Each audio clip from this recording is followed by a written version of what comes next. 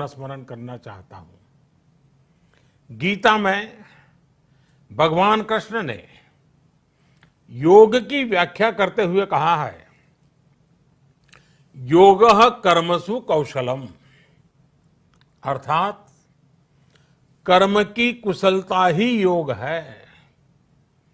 Efficiency in action is yoga. ये मंत्र सदा सर्वदा हमें सिखाता है कि योग के द्वारा जीवन में अधिक योग्य बनने की क्षमता पैदा होती है। अगर हम अपना काम अनुशासन से करते हैं, अपना दायित्व निभाते हैं, तो भी एक तरह का योग ही है। साथियों, कर्मयोग का एक विस्तार और है। हमारे यहां कहा गया है, युक्त आहार विहारस्य युक्त चेष्टस्य कर्मसु युक्त स्वप्नावबोधस्य योगो भवति दुखा।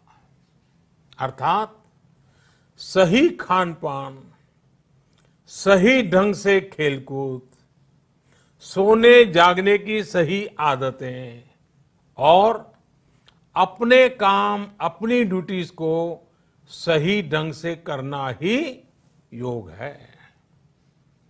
इसी कर्मयोग से हमें सभी तकलीफों और समस्याओं का समाधान मिलता है। इतना ही नहीं, हमारे यहां निष्काम कर्म को बिना किसी स्वार्थ के सभी का उपकार करने की भावना को भी कर्मयोग कहा गया है। कर्मयोग की यह भावना भारत के रग रग में रची बसी है। जब भी जरूरत पड़ी, भारत के इस निस्वार्थ भाव को पूरी दुनिया ने अनुभव किया है। साथियों, जब हम योग से चलते हैं, कर्मयोग की भावना से चलते हैं, तो व्यक्ति के तौर पर, समाज के तौर पर, देश के तौर पर हमारी शक्ति भी कई गुना बढ़ जाती है। आज हमें इसी भावना से संकल्प लेना है। हम अपने स्वास्थ्य के लिए, अपनों के स्वास्थ्य के लिए हर संभव प्रयास करेंगे। एक सजग नागरिक के रूप में हम परिवार और समाज के रूप में एकजुट होकर आगे बढ़ेंगे। हम प्रयास करेंगे कि yoga at home and yoga with family को अपने जीवन का हिस्सा बनाएं। ये सिर्फ एक दिन के लिए नहीं होना चाहिए।